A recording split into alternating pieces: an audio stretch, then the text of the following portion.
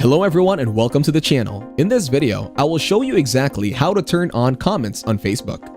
Enabling comments on Facebook Reels can offer several advantages, enhancing your overall experience as a content creator and fostering a sense of community among your audience.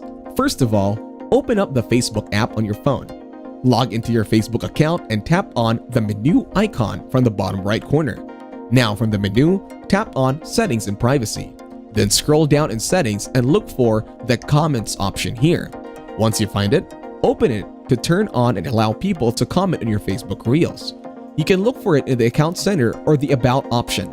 After that, get back to Settings and tap on the search bar. Now search for Profile Login. You may find the comment settings from here. Then, go into your profile settings from here. After that, scroll down in Profile Settings and tap on Privacy Center. Now from here, click on Get Started in the sharing options. Once you get into it, tap to Review your sharing settings. Choose the Facebook option and tap to continue. From here, you will find the option Who can see the people, pages, and lists you follow. Make sure you set this privacy setting as public. Now get back to profile settings and choose the profile and tagging settings.